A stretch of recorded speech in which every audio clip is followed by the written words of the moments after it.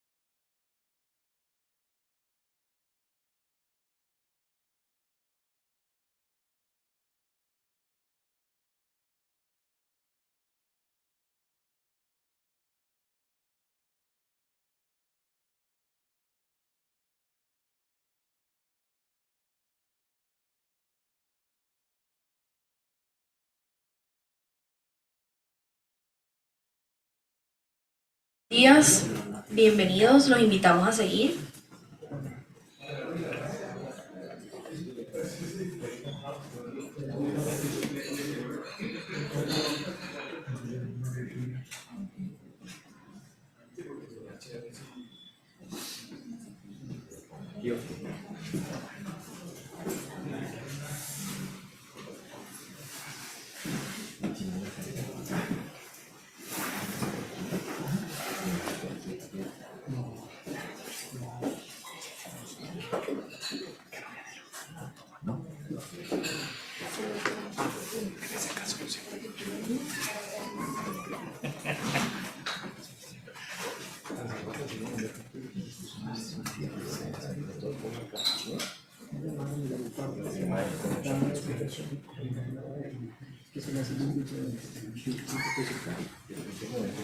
Buenos días, sean ustedes bienvenidos a nuestro evento Impuesto Digital a Plataformas.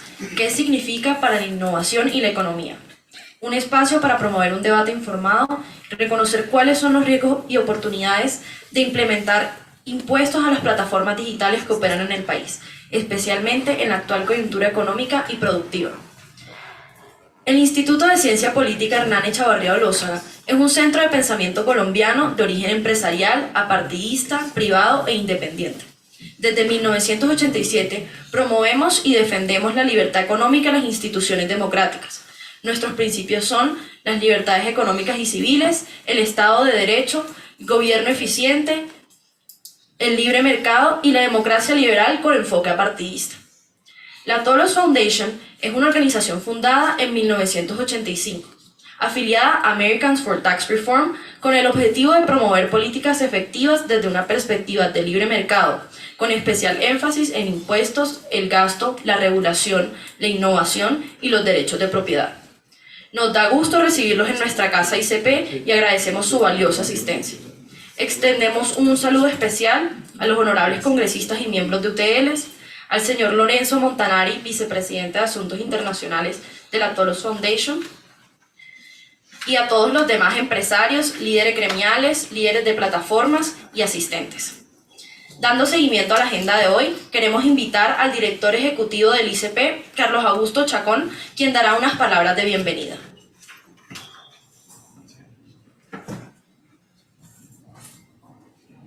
Muchas gracias, Isabela. Un saludo muy especial a todos los que nos acompañan el día de hoy.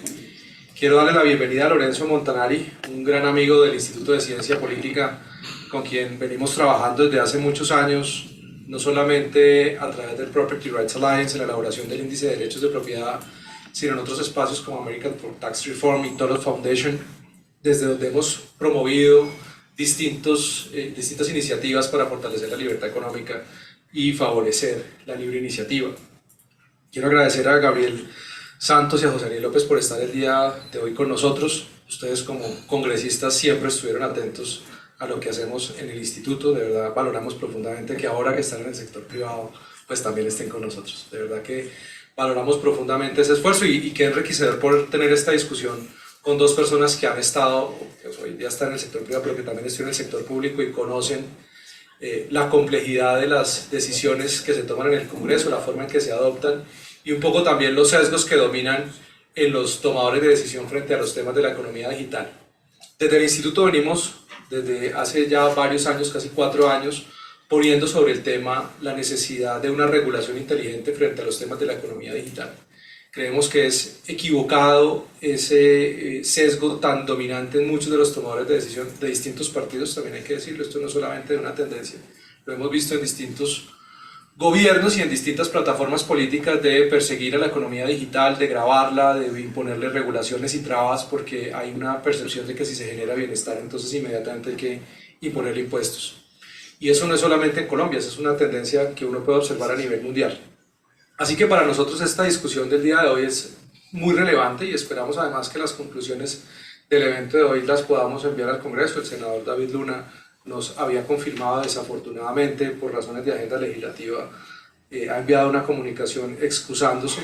Ustedes saben, la agenda en el Congreso pues está bastante movida en estos días con las reformas que ha presentado el gobierno nacional y además la reciente posición del partido Cambio Radical de convertirse en un partido de oposición pues hace que los compromisos del Senado le impidan estar hoy aquí, así que pues quería compartir con ustedes eso. Él nos había confirmado y apenas hasta ayer nos canceló.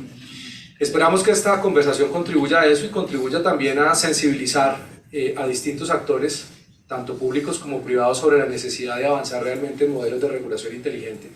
Hemos insistido desde el Instituto que el tema de las plataformas digitales no se puede abordar o aproximar con legislación que tiene más de 50 años, que no son modelos tradicionales, que el mundo está cambiando y que Colombia no se puede quedar nuevamente atrás de una revolución, en este caso de la cuarta revolución industrial, que necesitamos que efectivamente se entienda la complejidad de este modelo, que ni siquiera quienes participan permanentemente del modelo logran entender muchas de las variables que pueden surgir.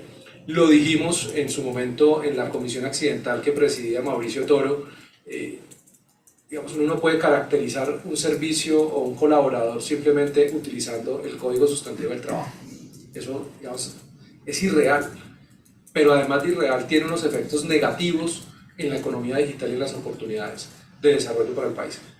Así que no me quiero extender porque además el speaker principal no soy yo. Quiero darles a todos las bienvenidas, contarles por qué el instituto está en este tema. Lo llevamos haciendo desde el 2019 y nos interesa darle insumos al gobierno y esperamos, por supuesto, a los congresistas para que en lo que resta de el futuro de los proyectos que se vienen en regulación, pues se tomen decisiones mucho más basadas en la evidencia, en la ciencia, en los datos, en lo que está demostrando ser la economía digital en el mundo, en lo que puede aportar para un país que espera que renunciemos a los hidrocarburos y al modelo extractivo, pero que al modelo que podría darnos enormes oportunidades como es el modelo de servicios en la economía digital, también ya lo están viendo como una fuente a la que hay que sacarle recursos y a la que hay que imponerle regulaciones, lo que nos deja en una enorme incertidumbre en el modelo de desarrollo. Así que a todos bienvenidos y quiero darle entonces el uso de la palabra a Lorenzo Montanari.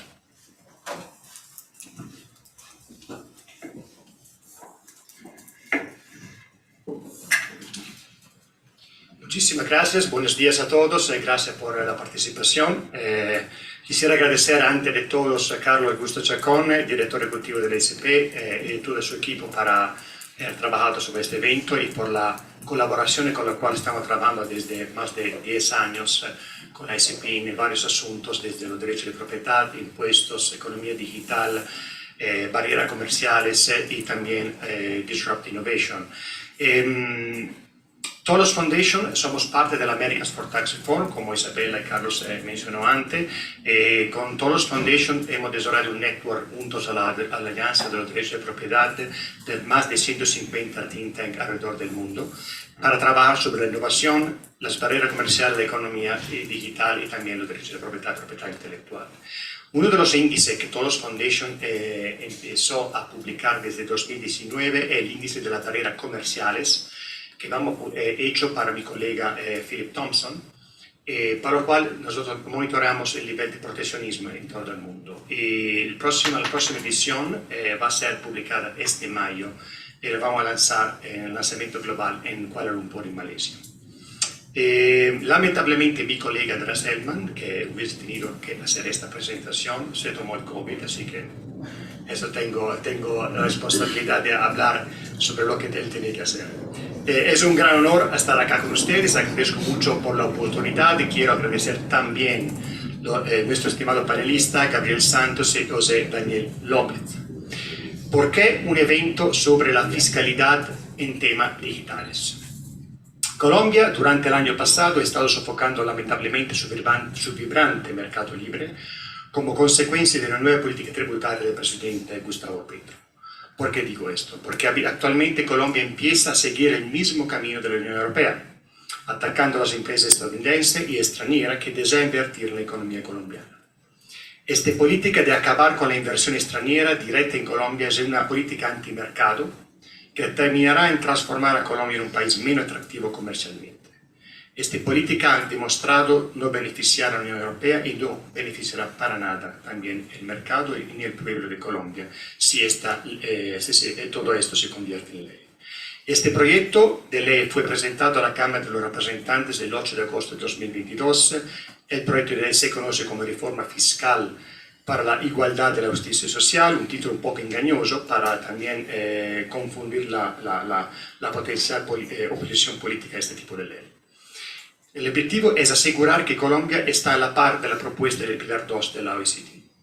Este impuesto permitirá una recaudación proyectada de 25.000 millones de pesos colombianos y está prevista que sea el aumento de impuestos más ambiciosos, centrándose en la empresa extranjera y tomando medidas enérgicas contra la medida también de ilusión fiscal. El nuevo proyecto de ley de impuesto amenazará las inversiones extranjeras del país, perjudicando el PIB de Colombia. Este impuesto es casi una réplica del impuesto sobre el servicio digital, en el término inglés DST, que la Unión Europea aprobó en el pasado mes de noviembre. El proyecto de ley busca cambiar el actual Código Tributario colombiano, queriendo incluir la idea de presencia económica significativa como prueba para determinar si determinada actividad económica debe ser gravable. Esto se aplicará tanto a no residentes como a empresas con sede fuera de Colombia. Tal impuesto obligaría a las empresas a reconsiderar su participación en la economía colombiana. Este nuevo proyecto de ley de reforma tributaria buscará reescribir el código tributario, que aumentará el impuesto colombiano sobre la renta de no residencia al 10%, mientras busca retener este pago en la fuente. Esto significa que los ingresos generados por un no residente tendrán un 10% deducido de su cheque de pago automáticamente. Este nuevo impuesto ni siquiera especifica cómo presentar correctamente esta deducción del 10%, ya que no hay un proceso descrito en el proyecto de ley. Actualmente, el mayor inversor extranjero de Colombia es Estados Unidos, con un total de 1.700 millones de dólares en 2021 y 1.000 millones de dólares en los primeros 3 meses de 2022. Este comercio está representado por las cerca de 450 empresas estadounidenses que participan en el mercado colombiano. Otro dato más, el 24% de los turistas internacionales en Colombia son de Estados Unidos. Y ese negocio genera cerca de 100.000 empleos directos e indirectos para todo lo colombiano. En 2021, las exportaciones de Estados Unidos a Colombia fueron de 16.700 millones de dólares y la exportación de Colombia a Estados Unidos 13.700 millones de dólares. Los impuestos y los servicios digitales también son otro componente del asalto a las empresas estadounidenses y actualmente están contemplados el 5%. Este proyecto de ley replicará el proyecto de ley de nombre similar actualmente en vigor en la Unión Europea. Y este impuesto es uno de los varios que destriparán las inversiones estadounidenses en Colombia y la violación del acuerdo de promoción comercial entre Estados Unidos y Colombia. El nuevo proyecto de ley de impuesto en Colombia también eliminaría el tratamiento de minimis para los pagos de IVA sobre los impuestos importaciones valoradas en $200 o menos. Y esta nueva política aumentará el precio de los bienes enviados desde Estados Unidos a Colombia en un 19%. Los más afectados son los pequeños y medianos exportadores estadounidenses cuyo negocio giran en torno a artículos pequeños, valor enviados a través del creciente sector del comercio internacional. Otra violación del acuerdo de promoción comercial entre Estados Unidos y Colombia son los artículos 48 y 52 de la nueva ley tributaria, que potencialmente se aplicarán a todas las empresas estadounidenses que operan en Colombia. Este artículo permitirían que los bienes enviados a Colombia también están sujetos a ese impuesto del 10% para no residentes. En general, las empresas estadounidenses estarán en clara desventaja en comparación con las empresas fuera de los Estados Unidos si se aprueba este tipo de ley. En conclusión, la imposición de impuestos sobre los servicios digitales por parte de Colombia también sería incompatible con su obligación del Trato Nacional con el artículo 2.2 sobre los bienes, 11.2 sobre los servicios y el 15.3 de los productos digitales, según el acuerdo de promoción comercial entre Estados Unidos y Colombia. Uno de los objetivos centrales de este acuerdo era proporcionar a los inversionistas en Colombia y Estados Unidos un entorno fiscal regulatorio predecible y transparente para facilitar la inversión. Los términos y condiciones del acuerdo se crearon a propósito para lograr este objetivo. El proyecto de ley de impuesto propuesto elude tanto el espíritu como el contexto para evitar ese esfuerzo. Queremos con esta intervención en este evento evidenciar la gravedad de este tipo de política fiscal antimercado, anti-innovación, anticompetición, que al final va a afectar la capacidad de un país como Colombia de seguir atrayendo inversiones extranjeras que generan empleo y prosperidad para todos los ciudadanos. Muchísimas gracias.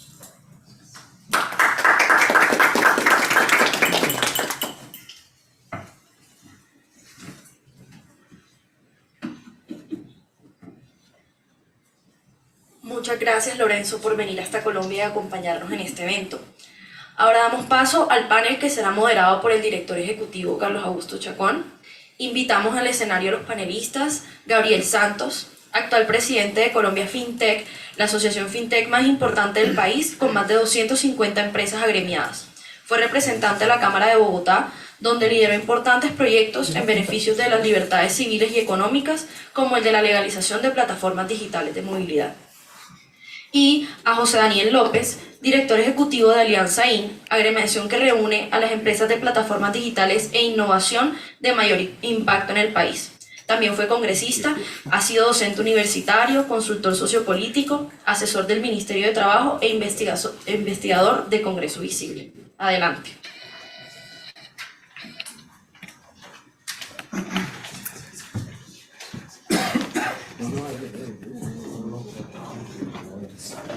No, por favor. Gracias. Esto está muy protocolario. Gracias.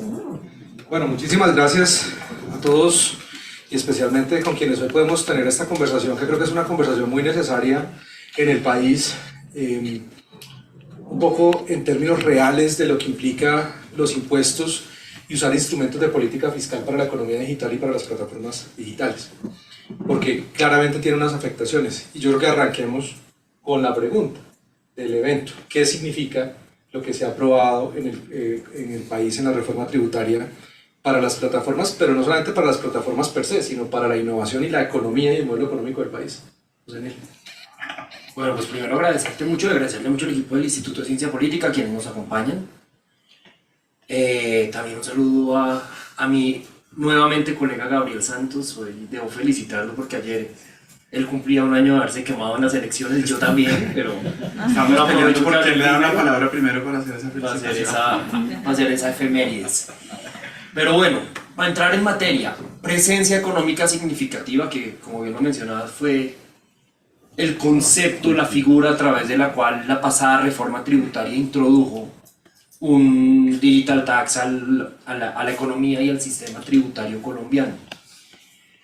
Digamos, creo que las preocupaciones son evidentes y yo quisiera empezar haciendo una aclaración, y es: nosotros hicimos un acuerdo con el gobierno y con el Congreso, o con las mayorías del Congreso, el último día de trámite de la reforma tributaria, acuerdo que sirvió para moderar el impacto de la figura de la presencia económica significativa. En eso estuvimos con Gabriel trabajando y con otros actores del sector privado. Con ese acuerdo que logramos, y ya explico por qué arranco por ahí, principalmente dos cosas. Primero, que el cálculo del impuesto estaba sobre el 5% del valor bruto de cada ingreso, de cada transacción, y logramos que bajara al 3%. Y tenía vigencia inmediata, de donde supondría uno que empezarían a cobrarlo. La ley se promulga en noviembre, en diciembre, no recuerdo bien, y logramos que entrara en vigencia desde el 1 de enero del 2024. Que es el acuerdo ideal, no lo es. Fue el acuerdo posible, el acuerdo de última hora para prevenir un escenario que habría sido mucho más grave para la economía digital. Pero ese acuerdo siempre lo hicimos haciendo una claridad muy importante, y es: hacemos este acuerdo casi que como una estrategia de control de daños, no porque coincidamos o porque aceptemos el sentido del impuesto digital que trae la presencia económica significativa. Y ahí entro a contestar, ¿no? Porque siempre nos pareció inconveniente, o más bien porque en un punto vimos que no había forma distinta que conciliar. Básicamente porque este es un tema de honor del ministro Campo. Y lo digo acá porque él también lo ha dicho públicamente. El ministro, no en su calidad de ministro, sino a lo largo de décadas de carrera académica junto a otros profesores de de temas tributarios con los que, o de temas de hacienda pública con los que él ha compartido, y grupos de estudio, ha defendido la idea de que las naciones de manera autónoma y sin esperar una coordinación como la que intenta la OCDE, den el paso de poner a tributar a plataformas digitales que no residan fiscalmente en el país respectivo. Y pues al ser ministro de Hacienda y al tener que sacar adelante una reforma tributaria, pues encuentra la oportunidad de dejar el legado de algo en lo que él cree firmemente. Por eso no hubo conversación posible, no hubo argumentos posibles para lograr que el gobierno deshiciera de esta posibilidad. Gabriel y yo, que estuvimos en el Congreso, sabemos que en particular en las comisiones económicas y en particular en las leyes económicas, el control que ejerce el gobierno sobre el Congreso es absolutamente férreo, tanto que usted en una reforma tributaria, como ahora en el plan de desarrollo, como en las leyes de presupuesto, no puede adicionar ni modificar contenidos sin algo denominado el aval, que el aval no es otra cosa que la autorización gubernamental, y donde más funcionan las mayorías siempre y en todos los gobiernos es en las comisiones económicas. Eso es a prueba de balas. Entonces, ante esa realidad, llegamos a un acuerdo de una figura que nos parece altamente inconveniente, y entro a explicar por qué la inconveniencia de la figura de la presidencia económica significativa. Lo primero es que esto va a tener un impacto en el bolsillo de los usuarios, y lo advertimos en todos los escenarios. Acá hay un impacto muy amplio sobre todo aquel servicio digital que se preste desde el exterior. Esto significa plataformas de streaming. Entonces, un poco en enero el titular va a ser seguramente le subieron a Netflix y le subieron a Prime y le subieron a HBO. Plataformas de movilidad, es un sector que nosotros representamos. El tema de plataformas, por ejemplo, o de la posibilidad de consulta de libros, de revistas en línea. Pocas veces esa consulta se hace a través de medios electrónicos que residen como empresas en Colombia, la mayoría de ellos son extranjeros. Esto impacta el turismo porque buscadores como Expedia o como Kayak, o donde uno compre tiquetes, o Booking, o haga reservas de hoteles, obviamente Airbnb.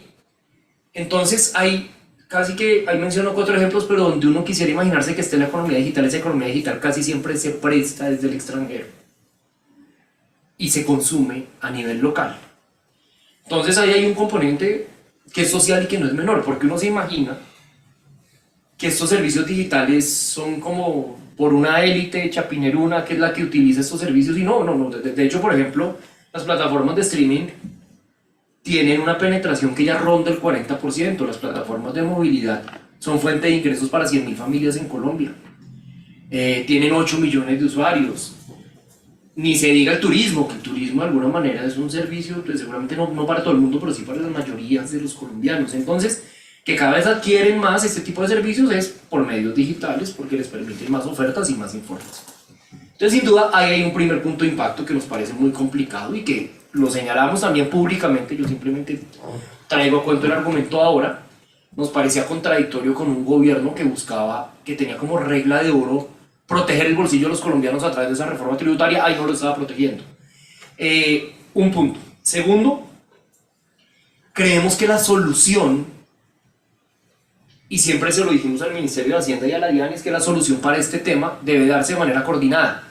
Desde el gremio de las plataformas digitales no nos oponemos a la tributación de empresas que residen fiscalmente en otro país. De hecho, a través de los servicios prestados, por ejemplo, con plataformas de movilidad, desde el año 2017, en la reforma tributaria del segundo gobierno de Santos, eso es objeto, digamos, de cobro de IVA. El punto es que no podíamos irnos solos, y acá el tema de la coordinación es fundamental, el tema de la coordinación internacional.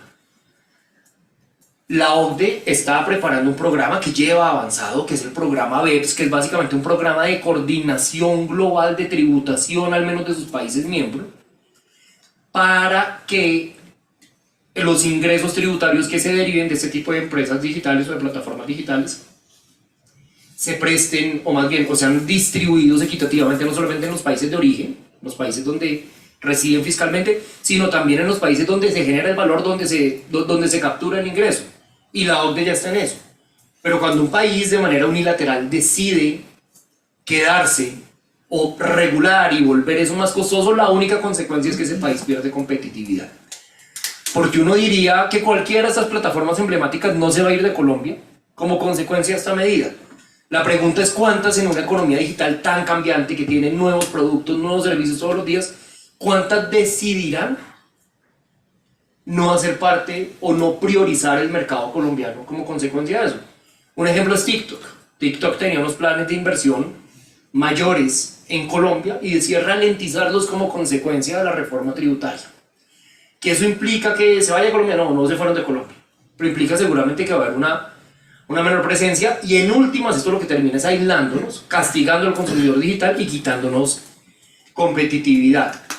Entonces esa básicamente es un poco como analizamos este tema. Creemos que sin duda pudo haber sido mucho peor. Creemos que el ecosistema digital pudo haber sido bastante más golpeado. Y creo que al final logramos un acuerdo importante, difícil, pero basado en el control de daños. Cerraría con una reflexión y ahí retomo tus palabras. Yo sí creo que el gobierno todavía tiene la oportunidad de poner la tecnología en el centro de la dinamización de la economía. Sigue existiendo una visión del siglo XX de cómo dinamizar la economía a través de la industria, a través de la agricultura. Uno podría discutir cómo hacerlo, pero yo creo que este no es el punto. El punto es que creo que la tecnología tiene una oportunidad de transformación, de generación de condiciones de equidad, de apertura de oportunidades, que ningún otro sector de la economía o ninguna otra actividad humana, para ser más preciso, tiene. En términos de inclusión financiera, en términos de innovación en las posibilidades de ahorro de activos, con toda esta discusión de criptoactivos que se viene dando en materia, Gabriel lo podrá decir mucho mejor, de inclusión financiera, de acceso fácil a créditos, a servicios financieros de personas hoy excluidas por la banca tradicional y que están en manos del gota a gota, en términos de autogeneración de ingresos. Pero lo que encontramos por ahora es simplemente una visión que pone a prueba, que genera tensión en el ecosistema digital y que no le genera balances, y en eso podremos hablar más adelante.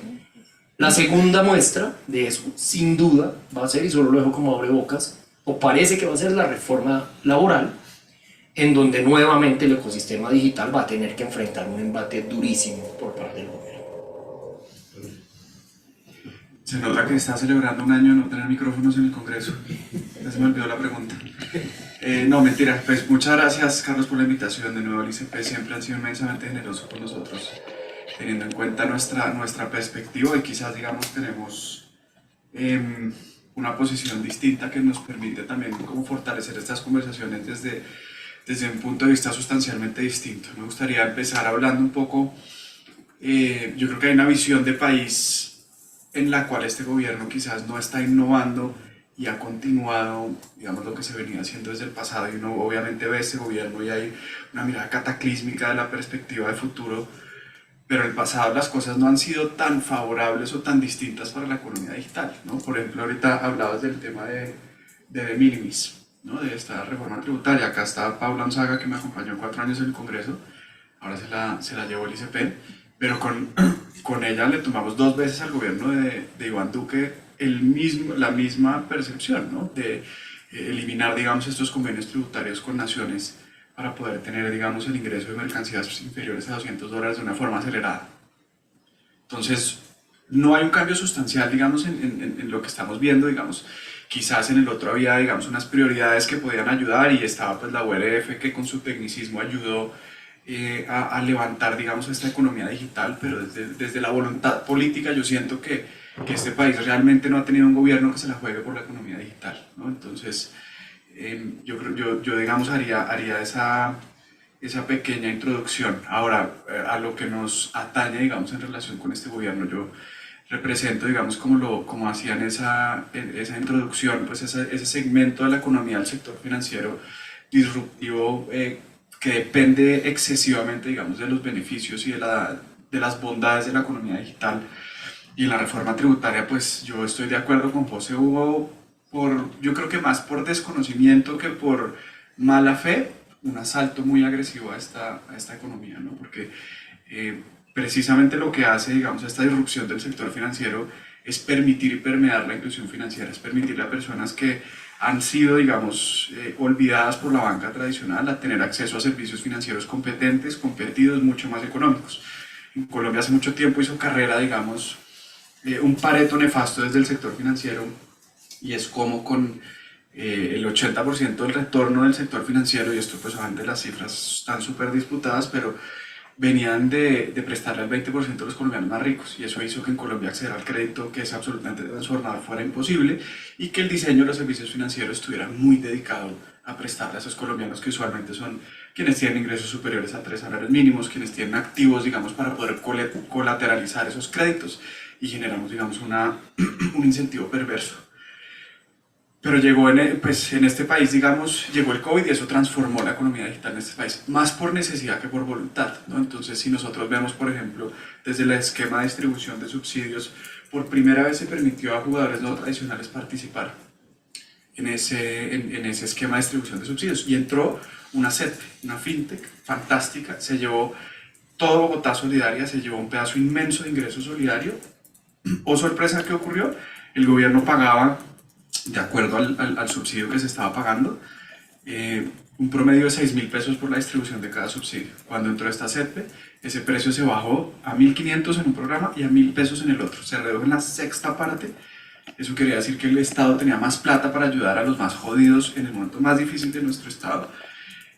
Y volviendo un poco a lo inicial, ¿qué pasó en julio del año pasado, antes de que se fuera el gobierno pasado? Nos volvieron a sacar y dejaron a los bancos.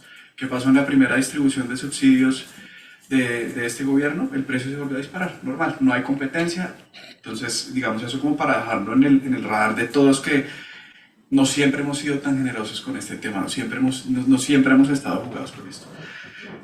Pero obviamente la reforma tributaria, como lo decíamos anteriormente, pues tuvo unas medidas muy agresivas, también en temas que trabajamos. Una de las cosas buenas de haberme encontrado con José Daniel en este trabajo intergremial es que entendimos, pues obviamente por esa amistad que teníamos, que representamos sectores muy similares y que juntos somos mucho más eficientes que solos. El gobierno pretendió poner un impuesto a lo que en inglés se llama el unrealized gain. Sí, básicamente las inversiones las entendieron como un ingreso de los miembros y les iban a poner un ingreso prohibitivo que básicamente hubiera cerrado el ecosistema de los startups en Colombia. No habría sido absolutamente imposible traer inversión nueva.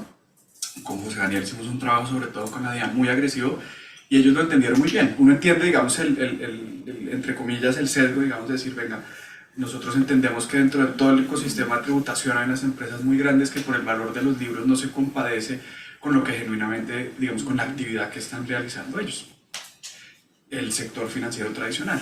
Entonces había, digamos, una intuición de ponerle a ese impuesto a ellos, pues que terminaba por masacrarnos a nosotros, y lo logramos, digamos, eliminar, pero logramos cosas muy positivas para la economía digital en esa reforma tributaria, y es costos innecesarios que se han venido creando en este país, o costos que se vuelven barreras de acceso, no para quienes estamos acá, sino para los más pobres. Aquí nosotros tenemos una obligación, digamos, de ofrecerles esos productos que puedan competir con el manejo del efectivo. Logramos, por ejemplo, quitar el pago de retenciones en la fuente para no responsables de IVA cuando paguen con tarjetas de crédito débito. Logramos hacer una aclaración para que todas las plataformas o quienes estén en el negocio de la adquirencia o de la emisión se entendiese que hay un solo pago y solo hubiese derecho a un cobro de GMF, digamos, en todo ese encadenamiento. Pero hemos encontrado, digamos, un aliado en discursivo, al menos, digamos,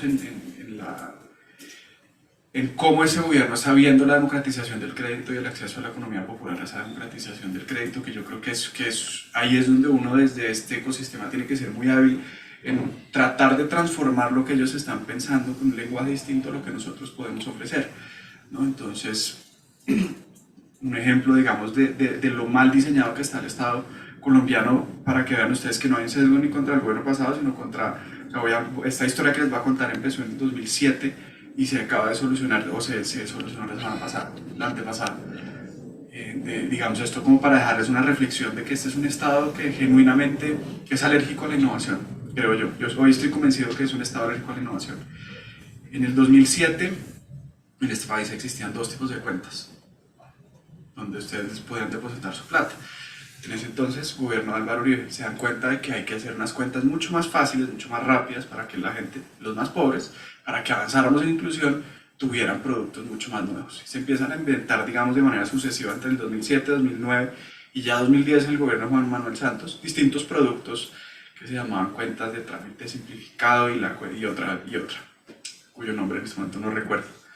Y eso empezó, pues existió y ayudó muchísimo a la inclusión financiera. Las personas más pobres podían tener acceso a estos productos de una forma mucho más fácil y mucho más eficiente, no tenían que hacer, digamos, todo el proceso para tener una cuenta de ahorros que posiblemente un banco tradicional no les iba a ofrecer o que en sus territorios no podían tener acceso a una sucursal bancaria para hacerlo, ¿no? Esto año 2007, 9 y 10.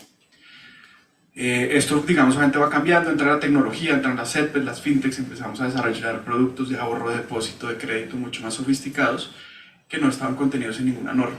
Y en el año 2019, la URF, entre el 2019 y el 2020, saca y dice, mire, tenemos una cantidad de cuentas, esto no está sirviendo, hay unas cuentas nuevas y se crea una categoría que se llama la cuenta de depósito de bajo monto. Y eso es fantástico y eso tenía las anteriores tenían un incentivo tributario para que la gente no tuviera la plata en efectivo, sino metiera la plata en este tipo de cuentas, en las dos cuentas que se han creado como cuentas de inclusión financiera. La DIAN, un técnico de la DIAN hace 15 días decidió decir que esta exención tributaria solo le aplicaba a las dos cuentas que se han creado en el 2009 y en el 2007, dos cuentas que ya no existen, que nadie puede tener ese tipo de cuentas, y digamos, estos depósitos de bajo monto, Nequi, DaviPlata, muchas otras CERPES, donde la gente estaba depositando su sueldo para recibir ese descuento de renta, les dijeron, señores, como esa cuenta no existía, de malas, a ustedes no les aplica esa exención. Entonces ahí uno puede ver, digamos, como ese me pareció muy diciente, ese caso me pareció súper diciente de una persona en la DIAN sacando un concepto donde prima el hecho del recaudo, pero termina vulnerando el beneficio de los más pobres, porque estas cuentas son, digamos, está súper estudiado que quienes más utilizan estas cuentas son los colombianos de más bajos ingresos, que se benefician realmente cuando uno recibe un descuento de 5.000 pesos al mes. Posiblemente para mucha gente no es significativo, para una persona con unos ingresos, sobre todo en la informalidad, pues esto puede ser la diferencia de una alimentación al día. Eso, digamos, pues se logró aclarar menos mal, pero yo creo que eso es un síntoma de una enfermedad muy grave. Y es como el Estado ve la innovación en este país, ¿no? Entonces, cuando empieza a crecer un ecosistema como el que José representa, en vez de decir, venga, desarrollémoslo, promovamos el talento, que nos dejen conocimiento, que nos dejen puestos de trabajo, lo primero que piensan es cómo lo podemos coger para un Estado ineficiente, corrupto y casi que malversarlo. O sea, me parece casi que, digamos, desde un punto de vista me parece absolutamente injustificado. Y lo ve uno también en la reforma tributaria, por ejemplo, el aumento de los impuestos para los altos salarios, el sector de la tecnología, el sector tech. Los salarios son muy buenos, son muy competitivos, entonces estamos compitiendo con todo el mundo, entonces pues obviamente hay una inflación salarial interesante, hay una dolarización de muchos ingresos y son los que mayoritariamente terminaron pagando, digamos, este aumento del impuesto de renta para los ingresos altos y son quienes más facilidad tienen para irse o son quienes más competencia tienen para que una empresa con un nivel de sofisticación mediano pues busque suplantar o reemplazar esas personas porque ya hoy en día son muy poco rentables fiscalmente. Entonces yo creo que ahí hay como una introducción sobre todo de esa alergia del Estado colombiano a promover la innovación, de alguna forma a ser generoso con las empresas pequeñas, a tener esquemas diferenciados por ingresos, por sector, para así poder permitirles crecer. Tiene mucho sentido que todas estas empresas y todos paguemos impuestos y somos, digamos, estamos dentro de un sector privilegiado y tenemos que hacerlo. Pero en un momento, nosotros no podemos, digamos, empezar a ordeñar la vaca cuando es un ternero, sino hay que esperar que sea, pues que ya esté dando buena producción, que yo creo que eso es lo que no ha visto el Estado colombiano nunca. Solo una pregunta, antes de pasar a la otra pregunta, un tema que me parece muy llamativo, y es que muchos de esos ingresos no son personas necesariamente profesionales, ¿no? Es decir, es gente que en muchos casos, el caso de Rappi, por ejemplo, que formaba programadores, no sé si todavía lo sigue haciendo, pero de personas de escasos recursos que las están formando para que entren en ese mundo de la tecnología, tengan mejores ingresos y el mensaje entonces es hay que grabarlos más. ¿Es así? 100%, digamos, acá hay y esto, digamos, es impresionante cómo se refleja de industria a industria, ¿no? Entonces, por ejemplo, en eso, el tema de programadores.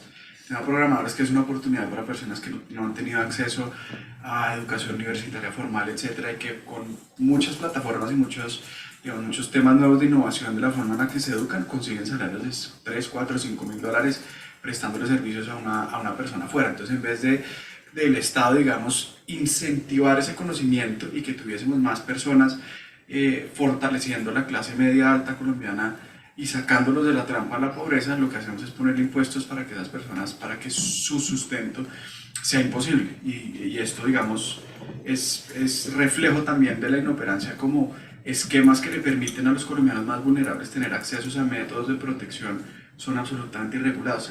Por ejemplo, el tema de los criptoactivos, porque una persona de muy bajos ingresos no puede tener un activo que le permita protegerse en contra de la inflación en estos momentos, o de alguna forma dolarizar su esquema de ahorros, o mover remesas, digamos, sin los costos del sector financiero tradicional. No, eso es lo que uno como lo que un estadista debería estar pensando, es cómo nosotros le permitimos, sobre todo a esas personas más vulnerables, tener acceso a más productos para que se puedan proteger en los momentos más difíciles del país. Eso no debería ser exclusivo, digamos, del estrato 6 colombiano. Y por el contrario, digamos, ese dogma hace que los obliguen a ellos o a irse a otros países a operar, o a operar, digamos, como en la incertidumbre, que es el peor de los escenarios. ¿Cuál ha sido, digamos, un poco como para ir en el orden? Estamos viendo esos impactos, es evidente, hay un montón de contradicciones. Otra contradicción a propósito del sector fintech es que, en particular en este proyecto político del actual gobierno, fue un proyecto en contra del sistema bancario tradicional. Y llama la atención que uno lo que esperaría es que generara todos los incentivos para que hubiera más competencia, se desconcentrara, más inclusión financiera. Pero, digamos, hay una contradicción adicional al discurso y a la realidad. Pero un poco aterricemos entonces cómo también hemos llegado acá, porque yo creo que vale la pena preguntarnos frente al ejemplo que colocaba Gabriel, de ese sesgo que tienen muchos funcionarios públicos, muchos congresistas y ustedes que estuvieron en el Congreso, de distintos partidos. Eso también hay que anotarlo y señalarlo. Esto no es solamente del gobierno actual. Han tenido un sesgo contra la innovación, han tenido un sesgo frente a nuevos modelos de negocio. Inmediatamente ese deseo de utilizar instrumentos de política fiscal porque hay que coger parte de esa plata. Yo recuerdo en medio de la pandemia, nosotros somos parte del Go to Global Think Tank que mide los think tanks en el mundo, y se hicieron mesas de expertos de distintos think tanks a nivel mundial para cómo ayudar a reactivar las micro y pequeñas empresas. Y recuerdo que era muy particular, era de los 20 o 30 que estábamos en ese grupo, en esa subcomisión que se creó, al menos el 80% creía que lo más importante era grabar a las empresas de tecnología. O sea, la principal propuesta debía ser cómo grabar las empresas de tecnología. O sea, la solución no era cómo generamos incentivos para que se reactiven las MIPYMES, sino cómo les imponemos, porque para ellos era inmoral la cantidad de plata que estaban ganando. Entonces el ejemplo que poníamos muchos que defendíamos es, hombre, pero es que si no fuera por modelos de negocio de domicilios, pues la gente estaría abarrotada los supermercados. Pudiendo estar uno en contra del modelo de habernos encerrado a todos, en medio de todo, si algo ayudó, fue precisamente todas las plataformas digitales, no solamente para que nos llevaran al mercado, sino para no tener que ir al banco, para un montón de servicios que facilitaban. Pero inmediatamente la reacción de la academia y del legislador era cómo grabamos eso. Pero eso de tener una causa, ustedes estuvieron en el Congreso, militaban dos partidos distintos. ¿Cuál puede ser también un poco esa razón a que haya esa idea dominante en contra de la innovación y hoy en día en contra a la economía digital? Bueno, yo diría tres cosas. Primero, yo siempre creo que la culpa es de uno cuando no enamora, y sí creo que, por ejemplo, tanto desde el sector privado, desde la empresa privada, como desde los gremios, debiéramos obsesionarnos con la pedagogía de la economía digital. Porque parte de los prejuicios sobre las prevenciones arrancan en el mero desconocimiento de esto. E incluso lo veíamos en la reforma tributaria, en donde hablábamos con varios congresistas de comisiones económicas que intuiciones básicas que quienes estamos en el sector damos por sentadas, para un congresista no son evidentes ni pueden darse por sentadas. Yo sí creo que quienes estamos de este lado nos corresponde humildad, entender que es un tema relativamente nuevo, entender que la gran mayoría de tomadores de decisiones en el gobierno y en el Congreso no están familiarizados, y que nosotros tenemos una obligación de evangelización digital de alguna manera. Segundo es también decir que acá hay matices. Yo tengo que decir, yo veo elementos de apertura a la economía digital en el Plan Nacional de Desarrollo. Y sé que en eso Gabriel y Colombia FinTech han tenido un mérito muy importante en figuras que se han incorporado en el texto radicado. Y eso es muy positivo. Creo que, por ejemplo, lo que aparece en materia de herramientas para la inclusión financiera, invocando distintos recursos, entre ellos la tecnología termina siendo muy importante. Hay unas tareas tal vez para especificarlo más, aterrizar mejor el tema de crédito digital, pero tener un plan nacional de desarrollo que en su visión de economía popular, que es uno de los propósitos superiores de este gobierno, y ahora todo el mundo habla de economía popular, lograr reconocer que la inclusión financiera digital, que la tecnología es un medio para ese propósito superior, creo que eso es poderosísimo, y ese es un hit que se han apuntado en el plan de desarrollo y pues que ahora toca perfeccionar y sobre todo defender. Hay un segundo punto que es el tema del Open Banking, en donde se habilita la posibilidad de datos abiertos de la banca tradicional, y eso es fundamental para el sector fintech, y haberlo logrado creo que también es muy valioso y está ahí, y de nuevo hay que defenderlo. Hay oportunidades de mejora, hay que ver cómo puede avanzar, por ejemplo, en la tokenización, en la entrega de subsidios, de ayudas sociales, cómo se le da espacio a tecnologías emergentes, el caso del blockchain, en el marco del plan de desarrollo, pero eso está ahí y eso es valioso y también hay que decirlo, y al menos lo que veo es que en DNP y en el Ministerio de las TIC hay gente actuando sistemáticamente orientada a intentar meter la economía digital dentro de la visión del plan de desarrollo, que en últimas es la hoja de ruta, es la brújula de un país por los próximos 4 años. Pero altas y bajas, también hay unos retos enormes, y ahí sí entro a desarrollar el tema de reforma laboral. La discusión en la reforma laboral, entre muchas discusiones, digamos, yo creo que es una discusión que es muy relevante para el sector privado, y siento, debo decirlo acá, e invitar al Instituto de Ciencia Política a que ponga la lupa en el tema. Veo que la reforma a la salud, como el delantero que se lleva la marca de los 3 defensas y queda uno solo en el área, eso es lo que está haciendo la reforma a la salud para la reforma laboral y para la reforma pensional. Y en materia de tecnología, a propósito de la discusión del estatus laboral de los repartidores y de los conductores que usan la aplicación, lo que estamos viendo es que en vez de crear una categoría en el derecho laboral propia para esta condición, lo que se está tratando es de ver cómo la metemos a la fuerza en la categoría del derecho del contrato de trabajo del siglo XX. Es como eso tan raro, no debiera ser tan raro, venga y lo metemos dentro de las categorías que tenemos toda la vida para que lo podamos entender mejor, y no importa si con esa decisión destruimos decenas de miles de trabajos que hoy funcionan y que tienen muy bajas barreras de acceso. Entonces sí creo que hay unos retos muy importantes en donde hay unas alertas rojas completamente claras. El caso de la reforma laboral. Hay una luz verde en el tema del plan de ahora, pero sabemos que el plan de desarrollo uno es el que llega y otro es el que sale. Ojalá salga mejor, pero va bien. Y sí creo que también tenemos todos que cuestionarnos en el buen sentido, tener la mejor dosis de autocrítica y entender que el relacionamiento con el Estado y la pedagogía con el Estado es una tarea indispensable cuando uno está en la economía digital. Sí, digamos, una de las cosas que más que antes quizás era evidente, pero que más me ha costado acá es como llegando, digamos, a un puesto gremial, es ese gap de información tan grande que hay entre lo que ocurre, digamos, en el sector real de la economía versus lo que pasa en la cabeza de un político colombiano, ¿no? Digamos, máxime que tenemos un estamento político que jamás habíamos visto antes. Entonces yo creo que ahí hay un reto, como lo decía anteriormente, cómo uno logra calzar dos discursos, ¿sí? Cómo uno logra, todos tenemos sesgos y todos tenemos deseos, y cómo nosotros podemos hablarle a los sesgos y a los deseos de un gobierno con el que jamás habíamos tenido interlocución, para mostrarles cómo en el caso de las fintech podemos ser los catalizadores de desarrollo y quienes podemos ayudar a lograr muchos de esos objetivos, porque usted lo decía antes, es muy natural cuando uno escucha al gobierno de ellos en campaña en materia de inclusión financiera, democratización del crédito, democratización de los servicios financieros, eso lo lleva a pensar a uno, ¿quién puede hacer eso en Colombia si no somos las fintech y la economía disruptiva del sector financiero? Y eso, digamos, es una de las apuestas más importantes del gremio para estos 4 años, ver cómo nosotros logramos cerrar esos 2 discursos. Y ahí, por ejemplo, uno empieza a ver las cosas buenas. José lo decía, este país, digamos, en el tema de finanzas abiertas, ojalá datos abiertos, venía transitando como una tortuga que al ecosistema fintech, siento yo, nos venía dando una lechuguita una vez cada año, pero siempre estaba, digamos, esa gran banca tradicional dictando la parada.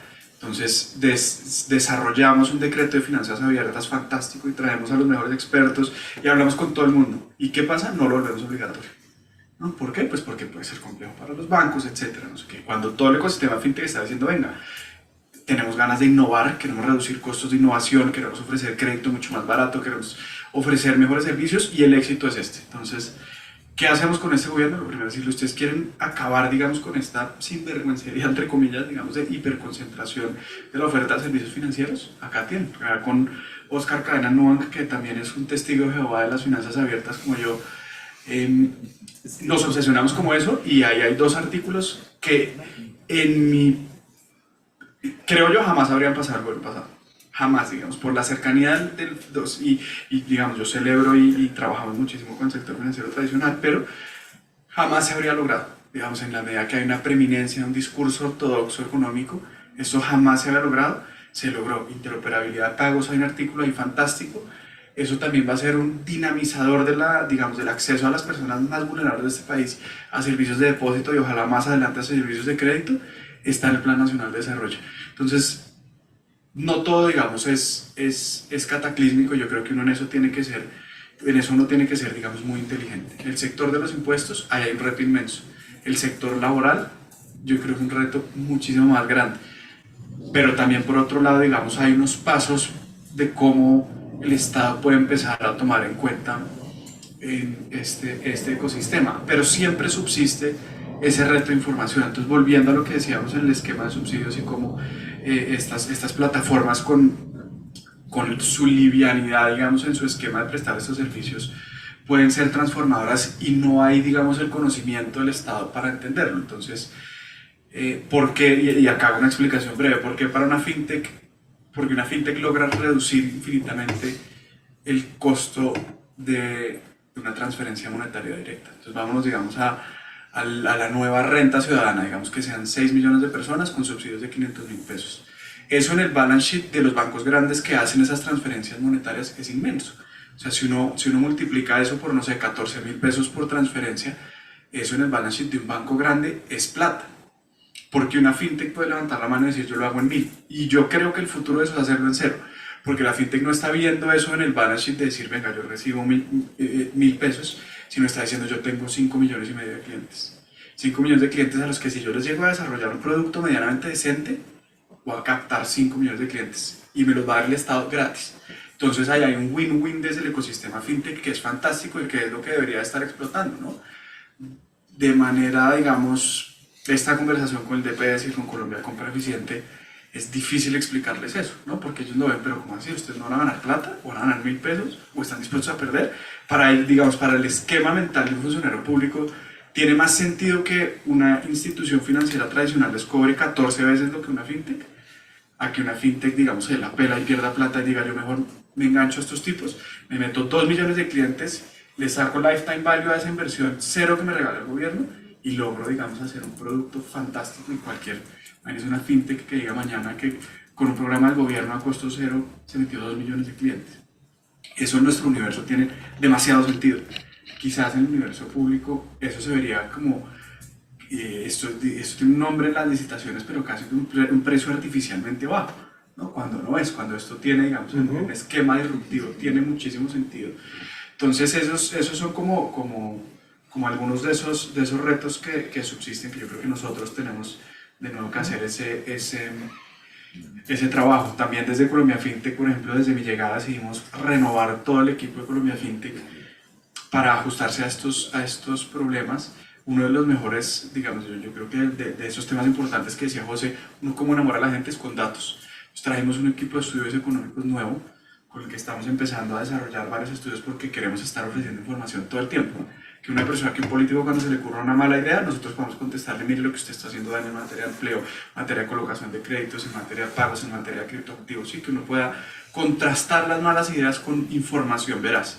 Entonces yo creo que ahí hay mucho por trabajar, hay unos retos que yo creo que desde el ecosistema fintech estamos asumiendo con entereza, pero pues todo es sujeto a mejorar o empeorar, ¿no? Yo creo que José lo ponía de una forma diáfana y nos hiperconcentramos en la reforma a la salud, pero si este país se queda sin liquidez, sin tener un mercado de valores, pues vamos a estar viendo en un país donde las fintech vamos a ser irrelevantes, o si tenemos un esquema laboral donde una persona pues, que tenga una fintech en México, en Brasil, en Chile, en Perú, pues sea muchísimo más barato contratar un programador en Venezuela, que hoy en día hay muchos en Argentina, que venirse a Colombia a pagar esa formalización que va a ser absolutamente imposible.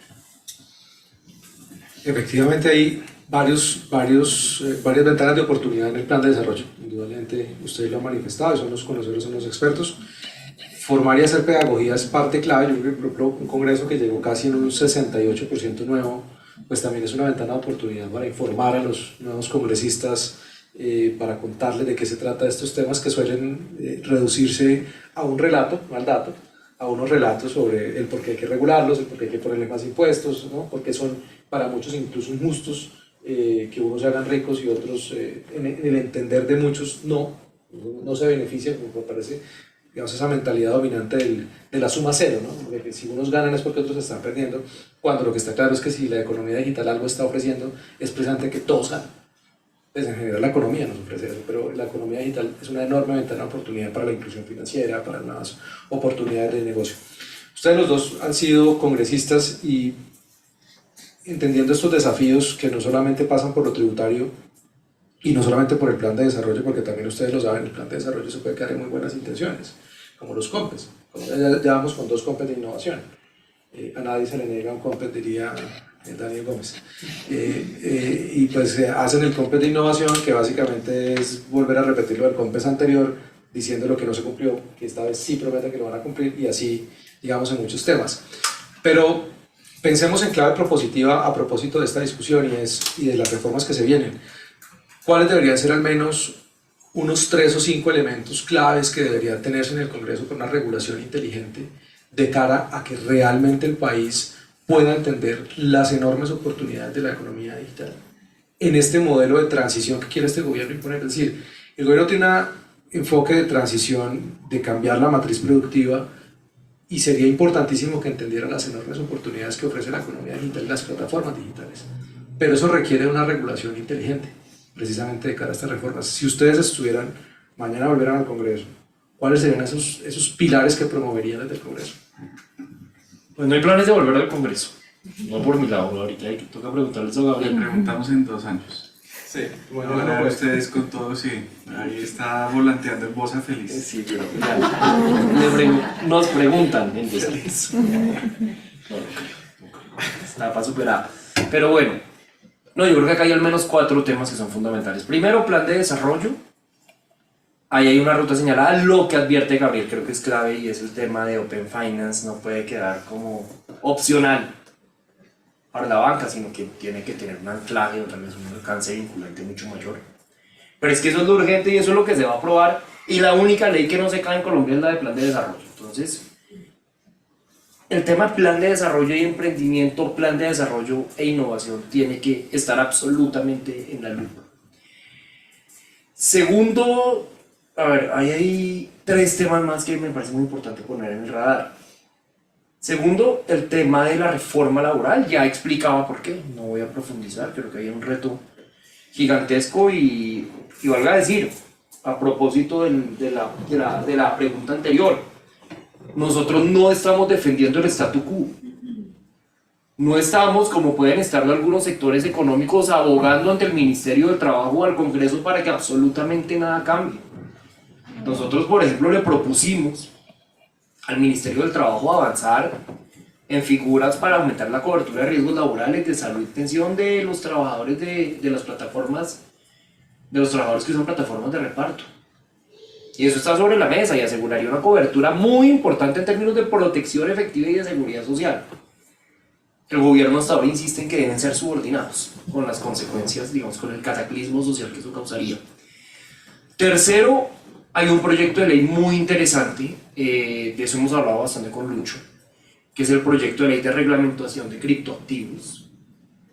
Es un tema que hemos venido trabajando mancomunadamente entre Colombia FinTech y Alianza INA, y hay unas discusiones un poco sobre la profundidad o especificidad que debería tener este proyecto de ley, pero es un proyecto de ley que ya tiene 2 debates, que le faltan 2 y si no se aprueba aquí al 20 de junio se muere, y en el Congreso más importante que los contenidos y que las intenciones, lo más importante es el tiempo, y algo que ya logró recorrer ese kilometraje tiene un valor que no debiera ser echado por la borda. Y finalmente, creo que algo que es vergonzoso que no haya pasado y pues que corresponde insistir es la reglamentación de las plataformas de movilidad. Hubo como una sensación de triunfo hace un par de meses, pero el triunfo fue remar muy fuerte para llegar a exactamente el mismo punto donde hemos estado siempre. Lo que pasó es que la Superintendencia de Transporte presentó un borrador de proyecto de ley en donde si usted tomaba un servicio a través de Didi o a través de Uber o de Cabify o de Indraife o de cualquiera, le ponían una multa de 10 millones de pesos. Y al conductor 3 meses de inmovilización. Y a la plataforma bloqueo como si esto fuera Corea del Norte, ¿no? Era un despropósito total. Entiendo que el proyecto de ley fue desautorizado dentro del propio gobierno y generó una reacción en la opinión pública tan contundente que dudo mucho que lo vuelvan a intentar. El ministro se comprometió con nosotros a no presentar ese proyecto de ley hasta que no hubiera consenso. Lo cierto es que lo iban a presentar en marzo, no se presentará en marzo, pero todo esto vuelve y juega a remar muy duro para llegar al mismo punto, y es el punto de la no regulación y de la falta de claridad sobre el marco jurídico en el cual se presta esta actividad. Pareciera que vienen unos proyectos de ley de iniciativa del Congreso, el gobierno lo que está haciendo un poco es ganar tiempo y mandar el balón hacia adelante, pero yo creo que esos 4 puntos son, tal vez, digamos, no son los que son, pero deben hacer parte de una ruta de agenda digital del gobierno para el Congreso. O sea que si lo tuviéramos en el Congreso, usted estaría impulsando los proyectos. Los estoy impulsando sin necesidad de estar en el Congreso. Lo que es más importante todavía. Yo creo que este país tiene que avanzar en unos temas específicos, y lo primero, yo aceleraría o metería en un hiperacelerador el tema de finanzas abiertas. Cómo este país lo va a tener, hoy en día se ha planteado unas fases, eso es lentísimo, cómo el Estado participa ofreciendo la información del Estado, cómo se mete a la DIAN en esto y cuál es el camino práctico para llegar a una sociedad de datos abiertos. Eso sería lo primero, digamos, donde ya no sean solo la portabilidad del dato financiero, sino donde estén todas las, digamos, la trazabilidad de todas las relaciones financieras, todas las relaciones económicas entre todos los colombianos. Lo segundo, interoperabilidad de pagos. Este país está empezando a avanzar en esa ruta. Hemos visto cómo se ha fracasado o como digamos, esa posibilidad de tener un sistema de pagos interoperable ha fracasado por cuenta, digamos, de las malas propuestas en el pasado del sector tradicional financiero. Entonces, yo me la jugaría por traerme el modelo PIX de Brasil, implementarlo acá, pagos interoperables gratuitos para todos los colombianos, y esa sería una forma brutal de que la economía informal y de nuevo los colombianos más vulnerables tuviesen acceso, digamos, a estos servicios. Hoy en día es más barato pagar en efectivo y digamos hay una cantidad de problemáticas de ecosistemas cerrados, entonces que yo no puedo pasar de plataforma X a plataforma Y, que se demora tantos días, que me cuesta tanto. Esto se solventó en Brasil. Ustedes ven, digamos, la reducción del uso del efectivo. Si ustedes ven las billones de transacciones diarias que se utilizan, anuales de PIX en Brasil, cómo aumentó la dispersión de crédito a personas que no estaban en el radar de ninguna plataforma, pero que ahora por el nuevo uso de este tipo de herramientas tecnológicas lo hicieron. Entonces esos serían como los 2 mantras. Camino a datos abiertos con una implementación inmediata a finanzas abiertas obligatorias para todo el ecosistema público-privado, en especial la banca. Sistema de pagos interoperable, inmediato, gratuito, los 2 con una infraestructura pública libre, digamos, que se manejen como bienes públicos. Hoy en día hoy en día es el equivalente a una carretera. En la carretera no podemos, digamos, nosotros ponerle malos incentivos o incentivos perversos para que el sector privado, y esto es, digamos, es un cambio de discurso brutal, pero en esto hemos visto como los grandes jugadores del sector privado en un sistema hiperconcentrado han llevado a alejar la buena toma de decisiones. Entonces, en el pasado el acceso a pasarelas de pago se ha dificultado para nuevos jugadores pequeños, digamos que en la medida que muchas de ellas eran dominadas por el sector financiero tradicional. Entonces, que sean tratados libres de todo prejuicio, que sean tratados como infraestructura pública, pero que presten el servicio a los privados de forma gratuita e inmediata. Creo que este país tiene que avanzar en dos discusiones que van en un mismo sentido. Con eso yo creo que cierro para no aburrirlos, pero lo primero es la discusión de la creación de una categoría de crédito digital. Yo creo que este país tiene que entender cómo el crédito digital está transformando la vida de las personas, como, de nuevo, cómo la liviandad de la oferta de crédito digital lleva, digamos, a unos beneficios a las poblaciones de la Colombia rural dispersa, a las poblaciones más desfavorecidas, que por la estructura, digamos, tan robusta de la banca tradicional no hay interés, no hay forma de prestarlo, no hay forma de gestionar la cobranza, no hay forma de castigarse, digamos, con tickets tan pequeños. Entonces yo creo que esa categoría de crédito digital que permita tener unas reglas muy fuertes, que permita expulsar, digamos, a estas plataformas de crédito predatorias, en su gran mayoría asiáticas, pero que nos permita a nosotros masificar el crédito, sacar adelante la regulación de criptoactivos. José lo puso, digamos, de una forma diáfana, 2 debates. Sería tristísimo que nosotros fuésemos, como Estado, fuésemos incapaces de profundizar en esta discusión. Solo faltan 2 debates. Y lo último sería, yo plantearía una discusión genuina sobre la tasa de usura en este país. Que es una discusión, de nuevo, que si estuviera en campaña como José en 2 años no la plantearía. Pero ahorita sí, porque también está en campaña. Pero en este país, digamos, el Estado colombiano tomó una decisión que puede ser políticamente legítima, es decir, excluimos a una porción impresionante de los colombianos del crédito. Y es decir, todos los colombianos que no tengan unos hábitos suficientes para que el sector financiero los conozca, se consideran tan riesgosos que nunca van a ser sujetos de crédito. Y eso es una decisión del Estado colombiano, que por encima de la línea X, esas personas, sobre todo que son las personas más pobres, que menos acceso al mercado laboral tienen, que viviendo en la informalidad, no tienen acceso al crédito. Entonces, uno tiene que tomar una decisión como Estado, si uno prefiere que haya más personas, que uno pueda genuinamente democratizar el crédito y ofrecerle a todas las personas créditos, sí, que quizás por su perfil de riesgo sean más costosos, pero que todas las personas tengan acceso a la posibilidad de transformar su vida por medio del acceso a un crédito, o si nosotros como Estado decimos que estamos perfectamente tranquilos con prestarle a los colombianos más vulnerables y a una clase media alta, y a los demás que los muerda el burro porque por simple desconocimiento, no por malos hábitos, sino por simple desconocimiento, jamás van a poder tener acceso al crédito. Entonces, yo creo que plantearía esa discusión, digamos, cómo si nosotros logramos desconcentrar el sector financiero tradicional y podemos generar, digamos, estos buenos incentivos, estas buenas prácticas en materia de crédito digital, vamos a poder ofrecerle a los colombianos esa plata transformadora que viene vía crédito.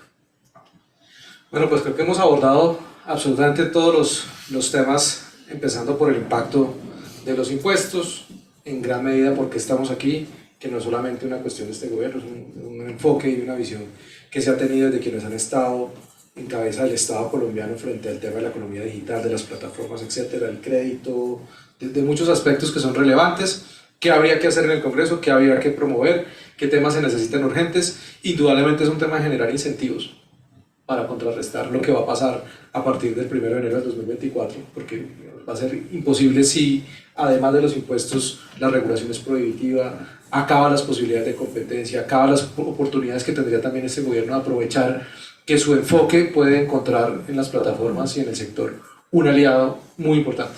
Entonces yo siempre les pediría a José Daniel y a Gabriel que hagan una conclusión de cierre frente a un mensaje que valdría la pena enviarle al Congreso en este momento en medio de lo que están discutiendo. Ya José Daniel ha insistido en el plan de desarrollo, pero si hay algo más, especialmente en la reforma laboral, algo que puntualmente uno le pueda advertir a los congresistas, puntualmente, si el mensaje clave de cara al futuro del país es este. No, a ver, yo cada vez que hablo con un congresista uso la misma frase, y es que ellos esperaban llegar al Congreso y terminaron llegando casi que a una Asamblea Nacional Constituyente sin proponérselo. Y la profundidad de la responsabilidad que tiene el Congreso de la República hoy creo que no tiene precedentes en la historia contemporánea, en particular en las comisiones económicas y en las comisiones séptimas del Senado y de la Cámara. Yo soy absolutamente consciente que Colombia votó por una opción de cambio de manera mayoritaria, que hay unas expectativas de reformas profundas que le den más vida, que le den más valor a temas que de alguna manera ni los partidos tradicionales ni las formas tradicionales del gobierno lograron resolver, y eso es una realidad política y está ahí. Yo creo que en democracia uno no debería pretender que no se aprobara la reforma laboral, o que no se hubiera aprobado la reforma tributaria, o que no se aprobara una reforma a la salud, o una reforma pensional, o el plan de desarrollo que pretende el presidente Petro. La gente votó por un programa de reformas. El tema es cómo hacemos ese cambio con responsabilidad, con sentido práctico, que es un sentido que debiera anteponerse al sentido ideológico, y cómo lo hacemos construyendo sobre lo construido, para que en un país en donde tantas cosas no funcionan, y seguramente la tecnología y la economía digital tiene componentes esenciales o externalidades que posiblemente no sean positivas para la sociedad, no todo es perfecto acá, pero cómo se recoge lo bueno, cómo se mantiene lo bueno, y sobre eso se reforma aquello que tenga oportunidades de mejora, porque la gran responsabilidad que tiene el Congreso hoy, uno, pues sin duda, es entender que hay un llamado al cambio, y más allá de las posiciones o opiniones políticas de cada uno, pues eso está en las urnas, pero cómo hacerlo responsablemente y cómo hacerlo construyendo sobre lo construido. Sí, yo, digamos, en la línea de lo que decía José, yo creo que la invitación que nosotros siempre le hacemos a los congresistas es a profundizar con información el despojo de los sesgos. Y todos tenemos, como lo decía anteriormente, un sesgo ideológico que nos lleva a creer que, por ejemplo, que en temas laborales, pues que todo lo que sea flexibilización significa precarización, y nos negamos a esas nuevas formas de relacionamiento laboral, que yo creo que ese tipo de sesgos se pueden disipar de manera muy fácil con información veraz, con información de buenas fuentes, con información práctica. Entonces yo creo que ese es el ejercicio que nosotros estamos haciendo en el Congreso. Bueno, pues muchísimas gracias a todos. Creo que ha sido una discusión muy nutrida. Terminamos un poco antes porque nos faltó el senador Luna. En los 30 minutos que él hubiera intervenido, nos anticipamos. Valoramos profundamente que nos acompañen en este espacio, a Lorenzo por poner estos temas también sobre debate, por la preocupación a nivel internacional frente a lo que está pasando en Colombia. Muchas veces nos centramos o nos quedamos en lo que nos pasa aquí y pensamos que los únicos que nos estamos mirando somos nosotros, y a nivel internacional también nos están mirando con preocupación, especialmente porque estas decisiones del gobierno colombiano impactarán en materia no solamente de libertades económicas, sino los derechos de propiedad, especialmente los derechos de propiedad intelectual también, en todo lo que tiene que ver con la creación de valor que tienen los derechos de propiedad intelectual en el país, y eso nos va a hacer muy poco competitivos a nivel internacional. O sea, indudablemente esto va a tener efectos que trascienden la realidad que tenemos nosotros acá en este momento y que la estamos viendo en medio de tantas reformas.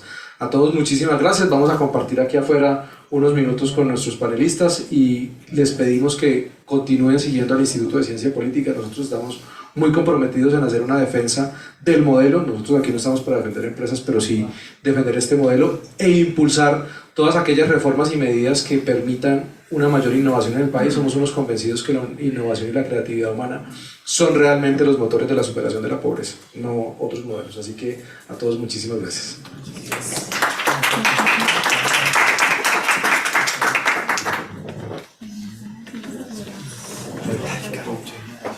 Gran invitación, señor.